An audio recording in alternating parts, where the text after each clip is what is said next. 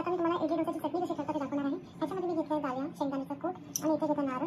Okay, आपल्याला 2 पाकळ्या लसणाची घ्यायची, याच्यामध्ये थोडीशी कोथिंबीर आणि कढीपत्ता ऍड करायचा याच्यामध्ये आणि मीठ आणि थोडंसं चिंच घेऊया आपण। एकदम थोडासा घ्या, जास्त घेऊ नका। नाही पण ऍड केला चिंच तरी पण चालते गाईस, पण चिंचेने थोडासा छान असा तिखट आंबट अशी टेस्ट येते। हे पहा, एवढंच चिंच मी ऍड केलं। ओके, आणि मीठ ऍड करूया आणि हे ग्राइंड करून घेऊया आपण छानपैकी, एकदम स्मूथ पेस्ट, फाईन पेस्ट पाहिजे आपल्याला। ओके, हे ग्राइंड करून घेते गाईस, पाणी ऍड करायचं आणि ग्राइंड करायचं। हे पहा गाईस, आपली चटणी एकदम मस्त झाली, स्मूथ। मिक्स परत फिरूया आपण, थोडासा मिरची ऍड करूया, आपल्याला जितपत मिरच्या पाहिजे थोडी ऍड करा। ओके, आता परत ग्राइंड करून घेऊया। काही ऍड करते आणि थोडीशी उडदाची डाळ पण ऍड करायची, पण मी नाही ऍड करणार आहे, तुम्ही ऍड करू शकता। ह्याच्यामध्ये आता कढीपत्ता ऍड करूया।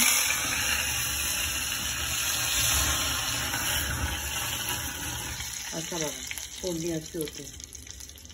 आता हिंग ऍड केलाय मी, आता ह्याच्यामध्ये डायरेक्ट पाणी ऍड करा। डायरेक्ट चटणी कधी पण ऍड करू नको, मग टेस्ट पण जाते त्याची आणि चटणी आपली जळू पण शकते। एक उकड आली नाही ना, मग आपण चटणी ऍड करू। गॅस बंद करून टाकायचा आपला। आता उकड आली आपली, तर गॅस बंद करूया आपण। आता ही चटणी याच्यामध्ये ऍड करायची आपल्याला आणि चमच्याने फिरून घ्यायचं।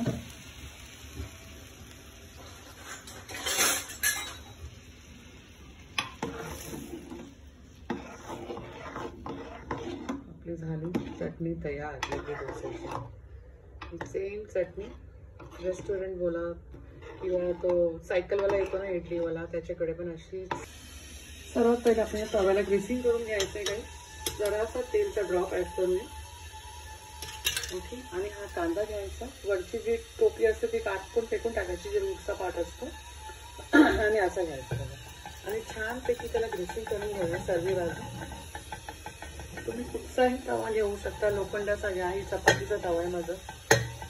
कुठच्याही तव्यावर डोसा आपण करू शकता गाईज, असं जरुरी नाही का आपल्याला पॅनच पाहिजे, फ्राइंग पॅन किंवा डोसाचं जे नॉनस्टिक पॅन पाहिजे, असं काही नाही। आप कोई भी तवा ले सकते हो गाइस।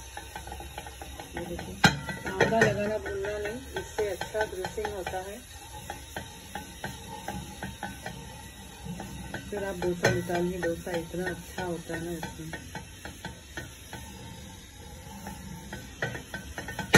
घस घस के लगाइए, थोड़ा सा अच्छे से ना, चांगलं घासून लावायचं।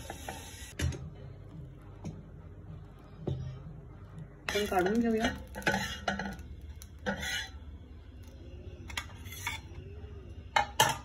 परत कांदा लावूया। सारखं आपल्याला तेल लावायची गरज नाही, फक्त कांदाच फिरवा।